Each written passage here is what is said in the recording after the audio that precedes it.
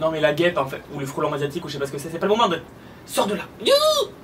Salut et bienvenue à toi sur ma chaîne qui va parler exclusivement de plans d'intérieur. Je m'appelle Thibaut, j'ai 28 ans et c'est moi le futur chauve que tu vois dans les vidéos là. Ici, je donne des conseils, foireux ou pas, ça sera à toi de juger.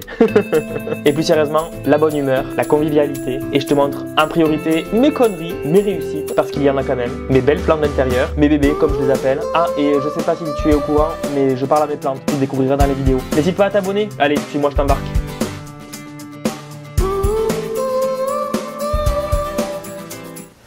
Salut à toutes et salut à tous, j'espère que vous allez bien. Je reviens progressivement, je suis désolé, j'ai encore besoin de temps. Et puis en plus, il y a beaucoup moins de choses à faire en hiver.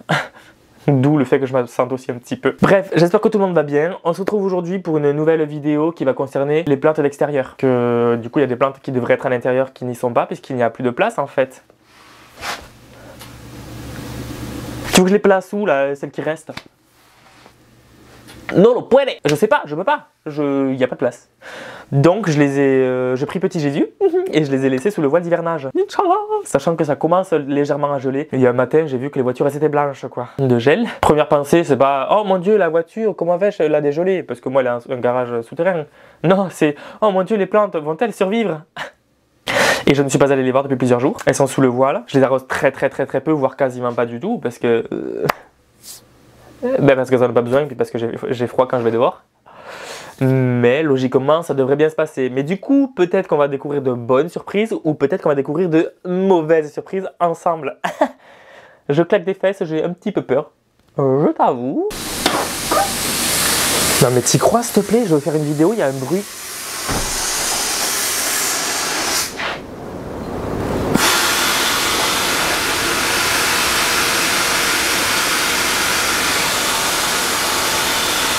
Non mais le jour où je fais la vidéo dehors, il y a un gars qui passe un coup de Karcher dans le vide.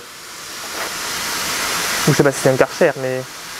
Bref, j'espère que tu vas entendre. Oui, logiquement avec le micro ça devrait le faire. Eh ben voilà. Enfin. J'ai trop froid, je supporte pas le froid. Bon il a fini lui avec son Karcher, je vais le foutre dans le fion hein. Bon, je supporte pas le froid. Alors, on est dehors, ça fait très longtemps que j'y ai pas été parce que ben, j'ai froid et j'ai peur. Voilà, donc on va découvrir ensemble. Déjà, dans un premier temps, je vois que ça va quand même. Là, il y a le Strelitzia. Attends, je te l'amène. Le Strelitzia de ma grand-mère qui va quand même assez bien. Il n'a pas brûlé le feuillage. Il va quand même bien, donc lui, ça va. Là, on a le Brugmansia, tu sais, la trompette des anges qui a fleuri. Tu vois le froid ou pas?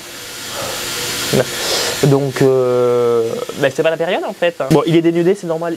Il va perdre tout le feuillage, je le taillerai au printemps, je le rempoterai dans ce même pot, hein, ou plus gros si je trouve, et ça ira bien. Mais lui, il va bien. Lui, le Chlorophytum orchidastrum, il va... Qu'est-ce que c'est que cette merde? Il va bien, alors il est pas très beau parce qu'il a brûlé du feuillage cet été, il a été un peu mangé, etc. Mais ça va, j'en ai fait des semis, ça a raciné là-dedans, n'importe quoi. Toutes ces plantes que je viens de te montrer, je ne les ai pas protégées. Là où je suis, on a la chance qu'ils ne gèlent pas forcément trop, donc ça va. Les misères que tu vois là, nickel Miguel. Le cactus que tu vois là, nickel Miguel. Et là, j'ai quoi? J'ai un géranium, il perd un peu le feuillage, ça c'est totalement normal. Le rosier, ça va. Lui, le Bilbergia nutans, ça va. L'an dernier, je l'avais laissé à cet endroit-là. Le gel, la neige était passée dessus, il s'en fout. Vraiment, c'est génial. Cette plante, elle est géniale. Le Clivia, je l'avais laissé là l'an dernier. Il avait galéré à repartir. Il est reparti. Il faudra que je le mette ailleurs cet hiver. Je pense que je le mettrai avec le Strelitzia, etc. pour éviter qu'il ne gèle. Et à côté, l'asparagus, lui aussi, pareil, il fait sa vie. Il se débrouille, quoi. Vraiment, ces trois plantes là, elles sont vraiment pas chiantes. Alors c'est pour ça, j'ai tendance à les laisser là, mais à tort, parce qu'un jour elles vont pas repartir quoi. Là, on va voir ce qu'il y a en dessous. J'ai trop froid. Là, sans te mentir, ma réaction sera instantanée. Il n'y a aucune triche. Je ne sais pas comment ça s'est passé dessous. On va attendre qu'il soit passé, l'autre là. Ah, le courant d'air. Ah.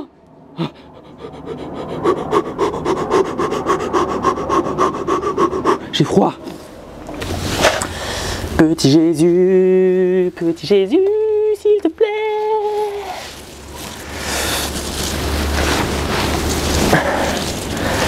Si tu te souviens, l'an dernier, j'avais mal mis le voile d'hivernage sur mon bégonia Comte de Miribel. Il est reparti, mais ça a été compliqué. Il est en dessous là. Il est mieux placé que l'an dernier déjà. Mais l'an dernier, c'était une hécatombe. On va voir cette année. Je me laisse la surprise, j'ai le voile devant, je ne vois rien du tout. Yes! Super! Mais c'est génial! Attends, j'enlève tout et je remettrai après. Bon, il y a du génial et il y a du moins génial. Il n'y a pas longtemps, ce bégonia-là, il était à côté, je dis bien à côté et pas contre, il était à côté de la clim, enfin du split extérieur, de l'unité extérieure, et ça allait. Mais je me suis dit, ne sait-on jamais, si le froid qui est rejeté lui va dessus, ça peut ne pas aller. Donc du coup, je l'ai mis là. Ça a l'air d'aller. Il a soif, donc je vais l'arroser un tout petit peu, mais vraiment un tout petit peu. Mais ça va. Franchement, ça va. Il a juste soif, quoi, c'est tout. Mais il a eu toujours soif tout cet été, donc bon. Ensuite, ça, qu'est-ce que c'est? C'est un impatient. Je vais l'arroser et le laisser à l'extérieur parce que s'il va à l'intérieur, je pense qu'il va pas aimer. Normalement, il aurait dû mourir, je crois, parce que ma grand-mère, je crois que non, elle arrivait à les garder, mais elle les mettait hors gel. Peut-être que je vais réussir à le garder, qui sait. En tout cas, je vais lui donner à boire parce qu'il en manque cruellement. Ouh là là, il en manque cruellement. Tu le vois à sa tête. On verra ça. Le yucca. Oh, ça. Je vais lui donner à boire histoire de lui dire qu'il. Voilà, mais ça va sans problème, lui. J'ai essayé de mettre dehors des plantes qui ne craignaient pas trop ou que je m'en foutais si ça claquait, tu vois. Bon, le bégonia Cerati Petala, lui, il était crevé. Hein. Il avait commencé à repartir et maintenant il est parti totalement. Ah, plus rien. Ensuite, là, c'est une bouture du bégonia Astrida. Alors, elle a été mangée par les chenilles cet été, etc. Ça a été très compliqué. Il y avait 5 ou 6 boutures, il n'en reste qu'une seule parce que la sécheresse, parce que le manque d'arrosage et les chenilles. Mais ce qui m'étonne fortement, enfin qui m'étonne, non, mais qui me ravit par contre, c'est que je vois que la bouture, sous le voile d'hivernage, ça a l'air de bien se passer. Donc ce qui pourrait éventuellement me laisser penser que si à un moment les bégonias prennent beaucoup trop de place dans la chambre, il y a de fortes chances que ça arrive un jour, je pourrais peut-être les laisser dehors l'hiver avec le voile d'hivernage, tu vois. Donc bon, elle n'est pas magnifique, mais elle est là. Manon, elle est pour toi à la base, hein. Ne t'inquiète pas, je ne t'oublie pas. Si tu pourras la venir la chercher au printemps, ce sera bien, histoire qu'elle se retape un peu. Hein, voilà. Ensuite, alors, là j'ai quoi? J'ai le bégonia Comte de Miribel, dont je te parlais un tout petit peu avant. Nickel, franchement, nickel. Il continue à pousser un petit peu, alors bien évidemment il se met au ralenti, c'est tout à fait logique. Mais il est là, quoi. Il est là. Et il n'a pas signe de souffrance. Vraiment, il n'a pas perdu trop de feuilles, mais franchement, j'en suis fier, mais fier. Ah, et dire que j'ai failli le perdre, mais vraiment. Donc si jamais tu as un bégonia Comte de Miribel, s'il gèle en surface, pas de panique. Bon, après ça dépend des conditions, mais les miennes, les racines elles étaient dans la glace à un moment presque. Hein. Donc dis-toi que ça peut repartir. Bon, il faut éviter de jouer avec le feu, ou avec la glace en l'occurrence. Mais ça va repartir, il y a de fortes chances que ça reparte, donc pas de panique, ok? Il y a les gens qui disent ouais, les bégonias c'est les plantes de vieilles. Ouais, mais ça repart. Ensuite, très très bonne surprise, l'Aechinanthus speciosus. Il a fleuri. Alors normalement, je crois que c'est plutôt en été qu'il doit fleurir, mais là il a fleuri tardivement. On a eu un automne aussi très clément, mais regarde-moi cette beauté de fleurs. J'en suis amoureux de fou. C'est dingue, je n'en prends quasiment pas soin. Je l'arrose quand j'y pense, mais vraiment quand j'y pense, c'est-à-dire une fois par mois. Et c'est génial. Je le rempoterai le printemps prochain. Je le tutorerai aussi pour qu'il puisse se lignifier un petit peu et avoir un port plus érigé. J'en suis trop fier. Et ma grand-mère, elle l'a plus celui-là. Et celle-là, elle vient de chez ma grand-mère. Ensuite, problème. Mon Dieffenbachia, non, tu le vois pas. T'es prêt? Alors, il n'a pas gelé, il a juste très soif. Je vais le rentrer pour le coup, le mettre dans le bureau avec les autres plantes. J'espère qu'il va supporter le choc thermique qu'il va y avoir. Ça c'est pas garanti, soit il va me crever parce qu'il a manqué d'eau. Et il y a des cochenilles. Je vais lui mettre un bon coup d'eau. Hein. Et il me fait des rejets. Je vais le rentrer, lui donner à boire, le doucher, le traiter contre les... J'ai pas de traitement contre les cochenilles. Je trouve une solution. Bon, en tout cas, lui, je vais essayer de le sauver, quoi. Je pense que c'est sauvable, mais bon, ça va être compliqué. Tant pis au bout d'un moment. Hein. Bonne surprise, je sais pas si tu te souviens ou si tu le sais, mais je suis fan des bégonias. Oui, le bégonia Megadot notamment, qui a été une grosse surprise pour moi. Il est encore en fleurs, alors qu'on est quand même le 6 décembre. 6 décembre, il y a déjà eu des gelées, à -2, -3 même, je crois.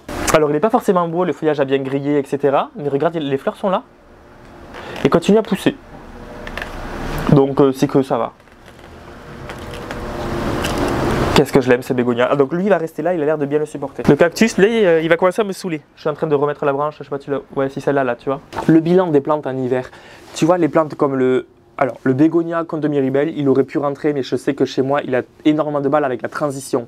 Je pense qu'il faut le laisser à l'année dedans pour qu'il puisse être beau en automne et en hiver. Si tu l'as acclimaté à l'extérieur, je pense qu'il supporte mal le changement. Donc on va éviter. Donc lui, on ne va pas le compter en tant que plante d'intérieur. Par contre, le bégonia Megadot, quand même, le Dieffenbachia, le bégonia Oldmore, celui qui est le premier que je t'ai montré, l'Echinanthus speciosus, tout ça qui sont quand même des plantes d'intérieur, je les laisse, maintenant j'ai plus le choix, à l'année dehors. On verra parce que l'hiver n'a pas commencé, donc je ne sais pas si ça va être rude ou pas. En tout cas, l'automne qui a été quand même assez clément jusque-là, voilà, j'ai aucun mérite perso.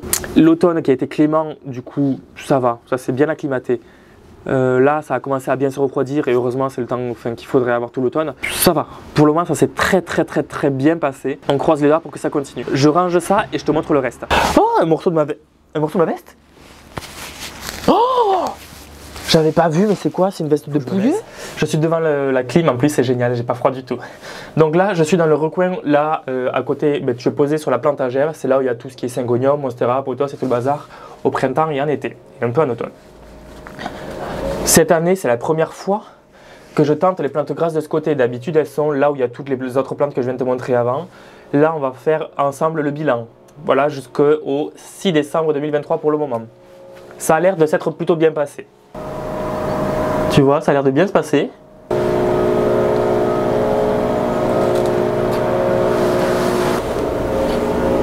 Tu vois, le côté bien rosé, là, on voit pas trop aussi. Ça se passe très bien pour le moment. Par contre, j'ai froid, bout du con, j'en peux plus. Crasse celui-là. Très bien, ça va. Il y a que lui qui m'inquiète un petit peu. Mais bon. Je vais te dire après comment je les entretiens. Tu la vois, le Forbia qui est ici? Elle va nickel aussi. Ça, c'est chouette. Ça, j'en suis trop content. L'Austrocylindropuntia qui est juste là. Pareil, au top du hip-hop. Franchement, nickel. Et les plantes grasses qu'il y a tout au-dessus que je vais te montrer, ben ça se passe nickel aussi, quoi. Enfin, je pense. Alors certes, il y en a qui ont jauni, mais c'est normal.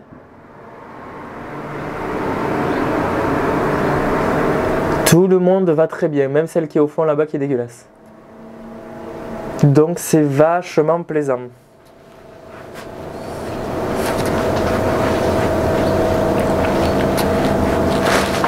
Ah, c'était le mur, super. Voilà. Bon, on retourne à l'intérieur. Le bilan du coup de l'automne, parce qu'on peut quasiment dire qu'on est en hiver, dans même pas 20 jours on y est, c'est au top. Je mets franchement un 10 sur 10, j'en suis trop fan. Il n'y a que le Bégonia Oldmore qui a soif, le Dieffenbachia que je vais rentrer, que je vais mettre ici justement, un peu plus à la chaleur, on va voir s'il va supporter le choc thermique. Mais sinon tout va bien. Les plantes grasses, alors personnellement j'ai la chance d'avoir un abri au-dessus, donc pas d'eau en hiver, elles se débrouillent, elles vivent sur leurs réserves. Mais sinon tout le monde va ultra trop bien, quoi. J'en suis trop fan. Moi qui suis un gros stressé de la vie, un gros stressé de tout, je me dis tous les automnes, tous les hivers, j'espère que ça va aller, j'espère que ça va bien se passer, j'espère que ça va pas geler, que ça va pas crever, etc. Là pour le moment je touche du bois, j'avoue que j'ai beaucoup de chance. L'hiver n'est pas encore arrivé, on va voir si ça va être un hiver rude ou pas, ça Evelyne Delia nous le dira. Mais en tous les cas, pour le moment, ça se passe ultra bien. Donc comme tu peux le voir, il y a des plantes qui, sous un voile d'hivernage, on dirait pas, mais peuvent très bien supporter l'automne pour le moment. Hein. Voilà. Si je peux t'aider, entre guillemets, à te libérer un peu de l'espace dedans pour en mettre un peu dehors si tu peux, moi ce que je te conseille, c'est de le mettre sous un voile d'hivernage bien lumineux et pas trop d'eau. Voilà. Ça dépend des plantes bien sûr.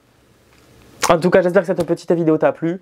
Elle est plus courte que d'habitude et tant mieux, j'avoue que j'aurai moins de montage à faire aussi. Et ce sera plus cool pour toi, je pense, à visualiser. Encore désolé, je vais continuer à être très irrégulier cet automne et cet hiver. J'espère que tu m'en veux pas trop. Ouais. Je te fais des gros bisous, je te check et je te dis à très bientôt pour la prochaine vidéo, je ne sais pas encore quand. Et la bise à Denise quoi. Ciao. Bon alors, la vidéo t'a plu? Si c'est le cas, je t'invite à liker, à partager, à commenter, à t'abonner, ça fait toujours plaisir. Je te mets mon Instagram aussi, c'est le même nom que la chaîne YouTube, PlantLoverFR. N'hésite pas à me parler dessus si tu as des questions, si tu veux réagir à mes vidéos, si tu veux juste me parler. Tu es le et la bienvenue. En attendant, reste connecté, la semaine prochaine, nouvelle vidéo.